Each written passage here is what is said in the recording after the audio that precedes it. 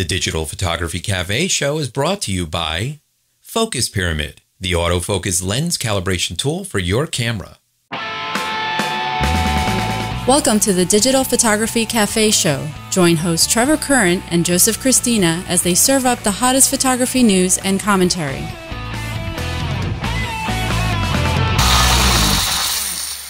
Hey everybody, welcome back to the show. This is episode 153. I'm Joseph Christina here with my co-host Trevor Current. On last week's episode, we spoke about ways to reignite your creative flame. If you haven't watched last week's show, I encourage you to do so. You can find it at digitalphotographycafe.com and our YouTube channel, youtube.com/dphotocafe. Listen with the popular Stitcher, TuneIn, and Xbox music apps, or subscribe through iTunes or RSS. Hey Joe, we're back. How you doing? Good. We're here for yet another week. Yes. How are you doing over there? Yeah, things are going good. Keeping busy. Yeah, might have to take some drinks. My throat is kind of messed up like yours. Got a little cold, but that's par for the course, I guess you would say, here in sunny South Florida. Yes, that's right. Well, it's just the way it is, right? Yeah, that's right. That's right. So we got a good show this week. We've got lots of information, lots of newsy type things, lots of stories as usual. And we're going to kick it off with Amazon and a patent. You know, we talk about people, you know, different companies patenting different products and services and things like that. So they actually filed for a patent and were granted a patent on a studio shooting method that we all have used. We were probably all instructed on how to use this even in photography school. Yeah, unbelievable, really. Yeah. I mean, every book that you read about shooting portraits and products and such. So the idea being is that it's a white seamless background with lights to light the background, and then a table up front for a product where you are shooting it with lights up front, and the end result basically being an image that is, for all intents and purposes, silhouetted on a white background. Yeah, so just, I guess in short, it's that the whole having a white background, shooting somebody, and having the person shadow free. You know, we do this for products, we do this for people. We've done this in photography, I mean, 20, 30 years Forever. that I know I've been doing it. Yeah. Back film days, you would light the background, usually 2 stops brighter than the foreground, blah, blah, blah, to get the background to blow out, and you end up with a silhouetted item or person or whatever. This is not rocket science, but by them patenting it, I think it's almost comical, but I understand it because the patent trolls out there will figure out some way to go after Amazon for shooting probably tens of thousands of products every month or whatever they're shooting on a regular basis, and go after them to try to get some type of royalties for doing so in that method of backlighting and a way of pulling something off by using seamless and lighting the background the way you light it. So it's kind of stupid. Yeah, it kind of is. I mean, I guess I get why Amazon is doing it. I mean, Amazon didn't publicly come out and say this is why they're doing it, but you look at the patent trolls and it kind of makes sense. I mean, Amazon makes their living, selling product, and part of the product sales process is to create imagery, and this is the way they create imagery. White, silhouetted looking backgrounds. I mean, for them to, take a shot on gray and then have somebody go in and have to silhouette each product is ridiculous. There's no reason to do that.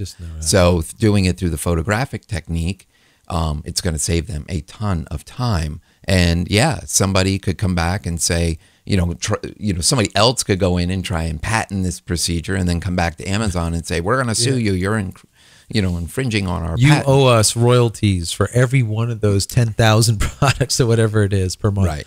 And I guarantee you, Amazon will change the way they photograph their products, and everything will now be on a gray background or a black background because they ain't going to pay no patent troll.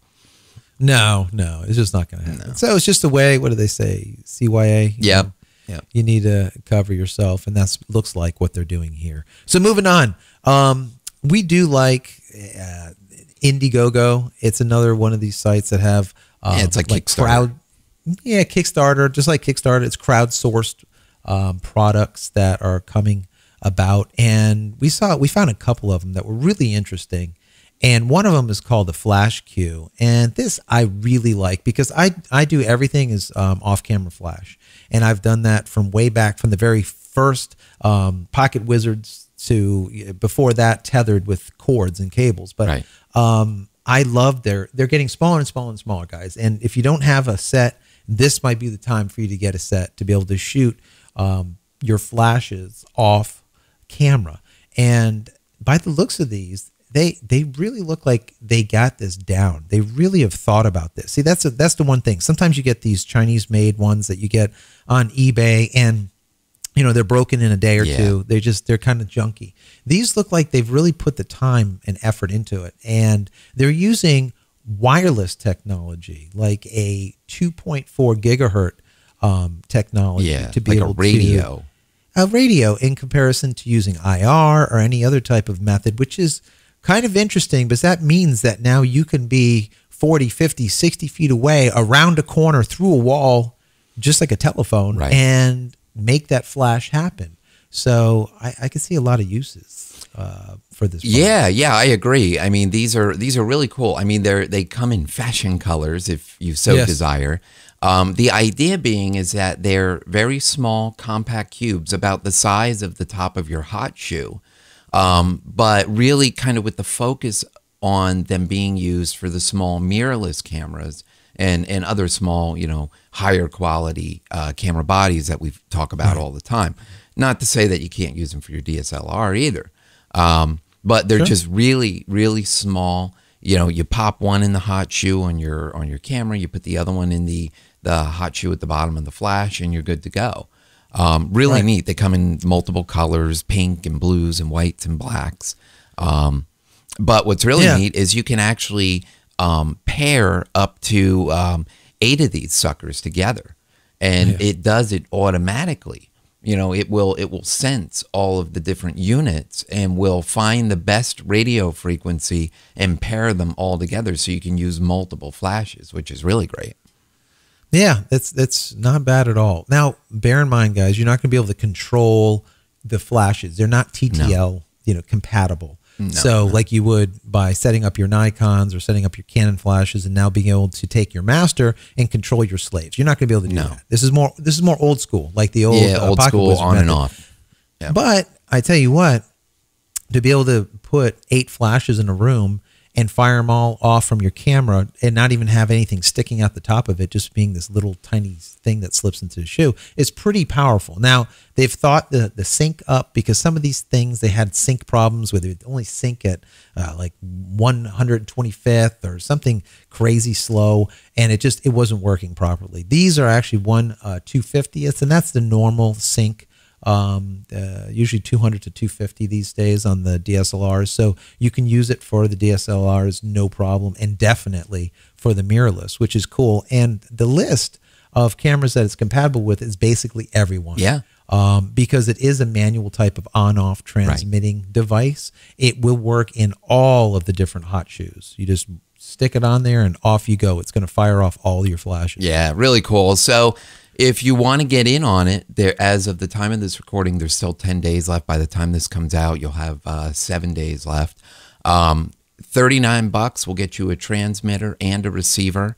$55 will get you a transmitter and 2 receivers. And they had a goal of $25,000, and at the time of recording, they're about $42,000 that they raised. Yeah.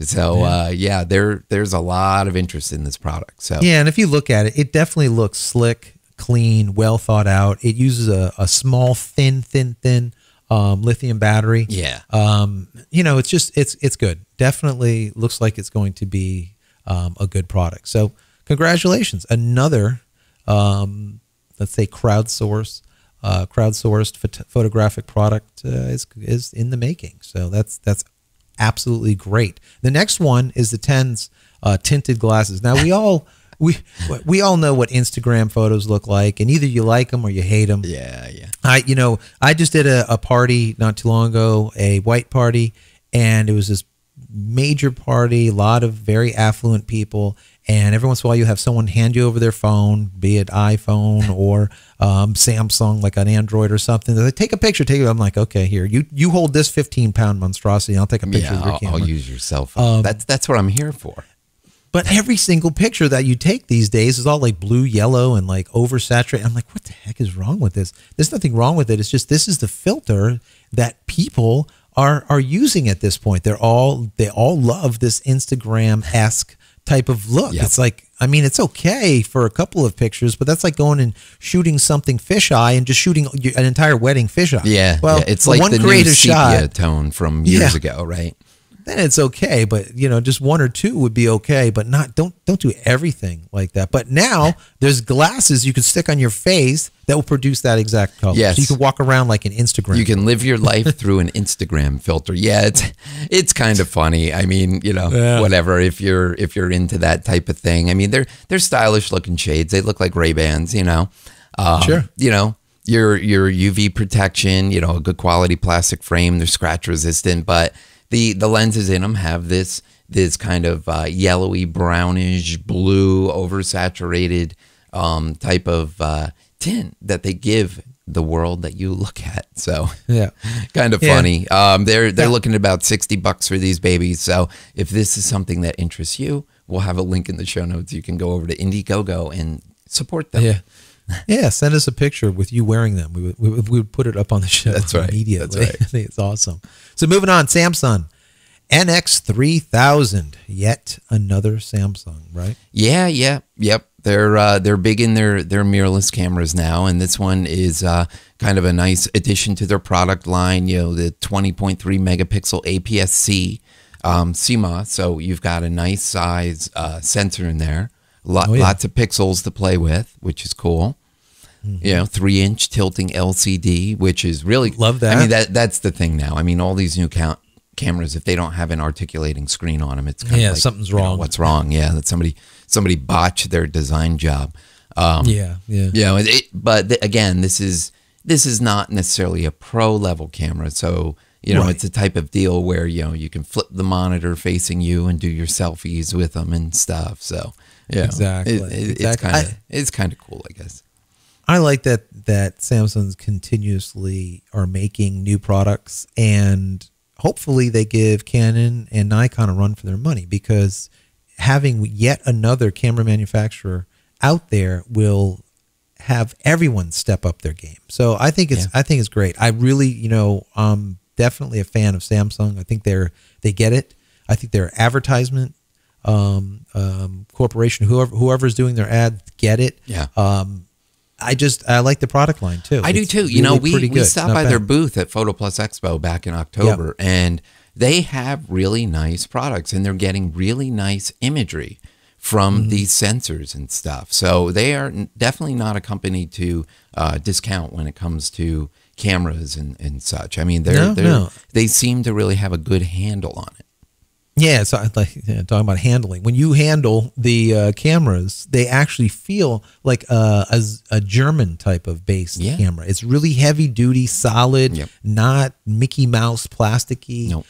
They feel pretty good holding them. So anyways, this is pretty good. It runs 100 to 25K ISO, which is good. 5 frames per second, which is that's pretty much standard right now. It does Wi-Fi connectivity as well as NFC, which is the norm at this point. And of course full HD video. So there's about 5 or 10 really, really good NX lenses that came out in 2014. So we'll put a note in the show notes, a link that you can go and take a look at those, so we don't have to go through them. But what that means is this camera will have plenty of glass, and the glass is good to strap to it if you do decide to go down this route. So not bad. No, cool. Yeah. So anyways, a lot more to come, but before we go any further, let's go ahead and hear from one of our sponsors. Are you frustrated with slightly out of focus images when you know your autofocus spot was dead on? It's simply not your fault. From manufacturer to manufacturer, and even lens copy to lens copy, there are slight variances to the exact spot where light is being focused onto the sensor. Finally, there's a product that allows you to compensate for those variances and make sharper images immediately. Focus Pyramid, the autofocus lens calibration tool, is an absolute must for every photographer. If you want to make the sharpest images possible, then you need to take control over your camera's focusing system. With the Focus Pyramid, you can calibrate all of your lenses on your lunch break. The Focus Pyramid makes lens calibration quick and easy at an affordable price. So give your lenses a new lease on life and take your photography to the next level. Head over to focuspyramid.com/DPC and get an additional 10% off just for being a show listener. All right, so we're back. And, an interesting thing that happened this weekend, my wife says to me that her 4S iPhone is acting really funky on her and she wants to get a new phone. Sure. So, we're looking at the she wants to stay iPhone. She doesn't want to go Samsung. She doesn't want to go Android or whatever because that's what she's used to. And, that's fine. So, we're looking at the 5S and the 5C, looking at the specs and everything. And she's like, well, I don't need all the features of the 5S. I'd be fine with the 5C. And I'm like, that's fine with me, $200. She can get a fashion color or just white or whatever she wants. And so Apple was giving you $200 for your no. Well, the 5C phone is $200 for the the 32 gig. So we get to the store and the Apple guy says, do you have an existing iPhone? She's like, yeah. And he's like, well, what kind? She's like, oh, the 4S. And he's like, well, we have a trade-in program. Nice. And which I really even think about. I mean, I've heard of them doing this before. There's lots of people that do trade-ins on cell phones and stuff, but really wasn't thinking about it. Well, they gave her $200 for her old 4S. Oh, so they did. That's awesome. Yeah. So, I mean, that's crazy. So now we're like, well, she could get a 5C. It would be a wash. But at this point, I mean, if you wanted to go with the 5S, which is definitely a much better phone, it's really only going to cost us the same of what $100 more for the phone. Plus we get Apple Care. So that's $100 for that. We're still walking out there cheaper than if we just bought the 5C for the $200. I didn't even know they had that available. That's pretty cool. So it's like a trade up plan. So for $100, you go from a 4S to a 5S basically without the Apple Care. So that's not bad. Yeah, no, not it was really good. I was pleasantly surprised. The pricing does fluctuate daily. They did tell us that. But, oh, really? Yeah. Gotcha. If you are in the market to upgrade your phone and you have an existing iPhone, definitely check out the Apple Store and see what they can offer you for your old phone. They have the whole transfer process. They'll transfer all your stuff from the one phone to the new phone, what have you. So definitely check it out. Yeah, very, very neat. So we've been talking about Samsung. We might as well talk about it a little bit more. Yeah. A story came out, and this is just baffling to me. It's very, very interesting, and anyone that does video would be interested in this. So there's this guy, and he has a 5D Mark III, and he shoots video, and he does well with it. He likes it or whatnot, and he was thinking about these Samsung and like, what is the difference between this 4K and what I have, right? So he went and got the Samsung, I think it was the Note 3, right, which is the new Samsung. And he said, well, I'm going to do a test. I'm going to do a side-by-side test. I'm going to set up my 5D Mark III. I'm going to throw on a Tamron. I think it's a 28 to 75, 2.8, one of the same kind of lenses, one of the ones that I have. I'm going to put that on there, and then I'm going to take the Samsung, and I'm going to put that on a tripod, and I'm going to capture all of these different scenes and different lighting and go and compare it on the computer. And he did. And if you guys are watching the video, it is shocking, to say the least. What do you think? Yeah, I know. You were pretty excited about this. I mean, that Samsung shoots 4K video, whereas the 5D Mark III, I believe, only shoots just standard, full HD. So you've got, twice the resolution with the phone, but then it goes back to, okay, sensor size, small sensor, how good a quality is it really going to be compared to a full frame, high quality sensor in the 5D Mark III. But under the lighting conditions that he tested, it looks good. The comparison between the two looks really good. when you see the footage, you will have a hard time discerning which is the 5D Mark III, you know, $4,000 setup with lens and everything, and the $400 note or $500 note. You will have a very hard time. The only thing I can point out to you guys to look at is in the highlights, you'll see some blown highlights on the Samsung, on the Note, in comparison to the 5D Mark III. But bear in mind, he said that he's had it set up as auto mode for the adjustment. So what happens is the camera then will go ahead and dial in a 50% gray and then use that as a baseline and then, you know, light the image accordingly. If he was to go and use some type of software to modify, to manipulate the exposure on that Note 3, I'm going to guarantee he would be able to pull out a little bit better or a little bit more detail in the highlight with that Samsung Note 3. Yeah. So yeah, at I mean, who that knows? point, He might even be able to tweak it more in camera, either through a third-party app or through. That's what I'm saying. Yeah. Just the settings there, and actually Yeah. get something that's even that much better.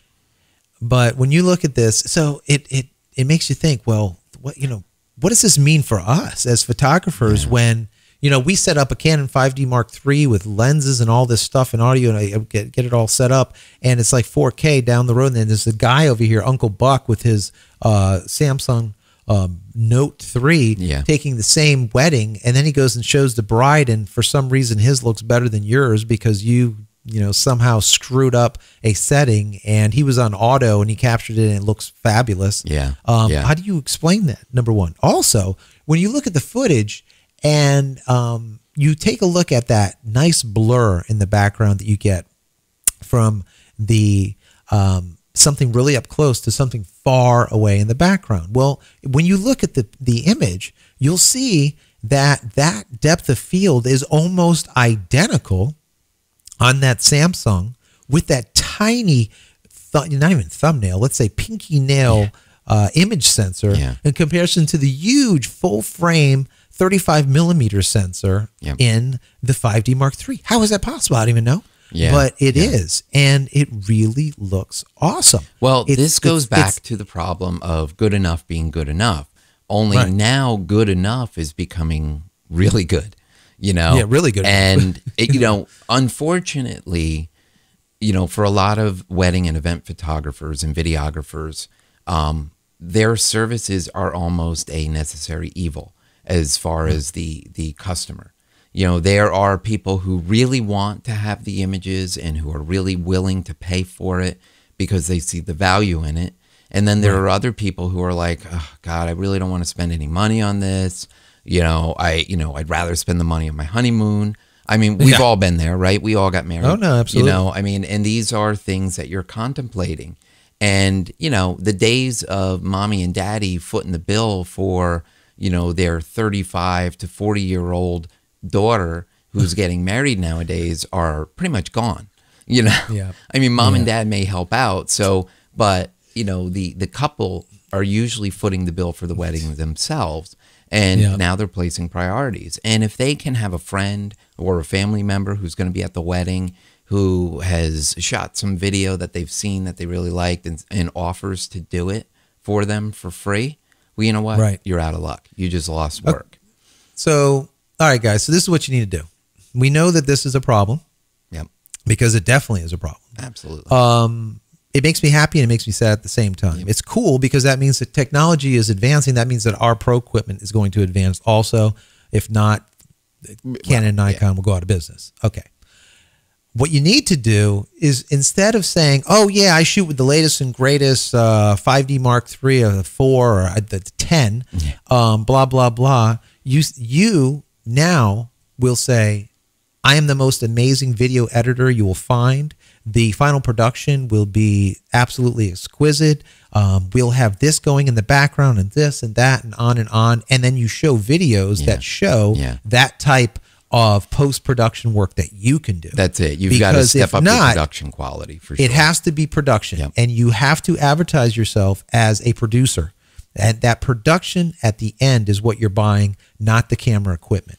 So whereas years ago, it's the guy with the big camera, now all of a sudden that's going to start changing. It hasn't changed yet, Don't get it twisted here. It hasn't changed yet. They want to see the guy with the big camera. Yep. But 3, 4, 5 years down the road, they don't care about the big guy with the camera. They want to see what that final output looks like. Yep. If you guys start working on that now, you're going to be ahead of the curve. That's right. That's right. And but do keep in mind the people who are going to be willing to pay for your time in post for the production quality. Right. Your audience is going to be limited. You know, Right. it's going to be limited to the people who can afford your services.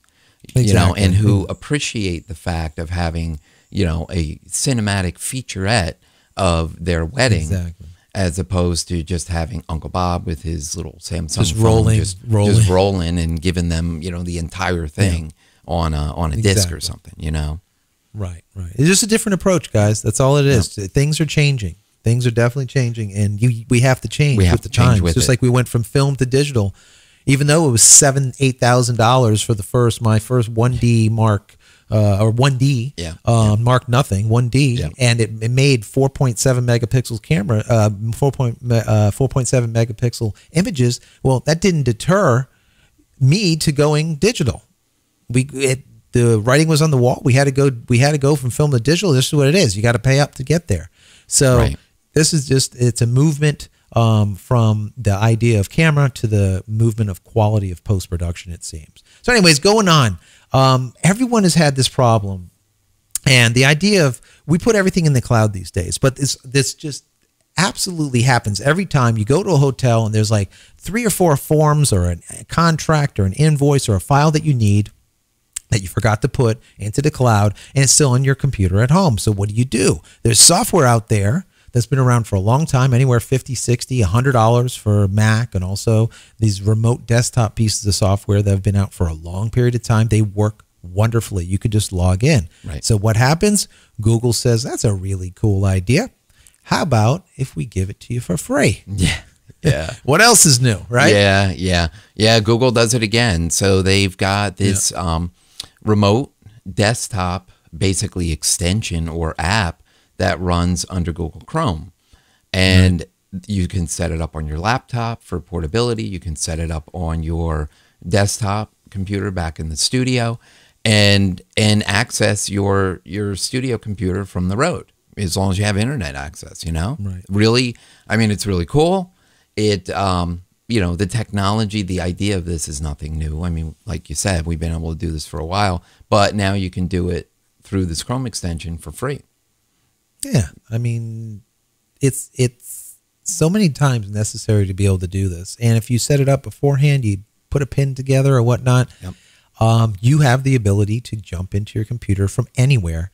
And what's really nice, of course, that I always love about Chrome and I always love about Google products is it's cross-platform. Right. That means that I could be on my Unix machine and I could jump onto my Mac. Or I could be on my Mac and I could jump on my PC, or vice versa, in any different direction, because it is Chrome based. So, and that includes Chromebooks. I know, Trevor, you have a Chromebook. You could jump onto your Chromebook right from your main machine and go and do manipulations or changes or whatever. And what's really neat is you can copy paste text from one screen to another screen, and it opens up as like a tab. So you have another computer inside of a tab. It's ridiculous. Yeah, it's smart. It's really cool. I mean, you can download files. You know, it really play is neat. music. Play music remotely through a computer 3,000 miles away. Play music and listen to it on the computer that you are right now. I mean, and the whole thing is like 13 megabytes. Yeah, it's not like a and gig it's fully secure. I mean, it uses encryption, so your connections are secure. You can actually even grant access to other people, other users, to be able to get to your computer, and even on like a limited basis. You don't have to give them permanent access. Right. So that's really cool. You know, I do like the whole cross-platform compatibility, and you know, Windows XP and above on the PC side, and OS X 10.6 and above on the Mac side. Yeah, so really, awesome. Really pretty cool. I like it. Actually, I think I'm going to get this and try it. You know, because I'm not doing anything like this now, and it would be very beneficial to be able to, you know, access the computers from the road. So, or even access your computer from downstairs, you know, or however you want to do it, and just do it through wireless. It'll be fast. It'll be fast. It'll be almost real time. Yeah. So anyways, before we get out of here, guys, there's a story that we saw that came in from NASA, and it's kind of photographic in nature. They're doing an experiment to see how cameras last, let's say, in space, capturing video all day, 24 hours a day, for a year straight. Is there any degradation? Is there any type of problem with image quality or whatnot? And they have this camera sitting outside of the space station, capturing images back and sending it back of the Earth, rotating. Yep. It is beautiful. What do you think? It's really cool. Yeah, it's really neat. And it's basically streaming it in real time. Yeah. So we're going to have a link in the show notes, but if you're watching the video, you're seeing it on screen right now. But you can actually go in and click on, I believe they're using Ustream, and you can click and go in and hit play and watch like in real time. You know, they do say, obviously, this is being streamed back from space. So you are going to have certain limitations. You're going to get drops. You're going to get times where the space station's on the dark side of the Earth and everything is black.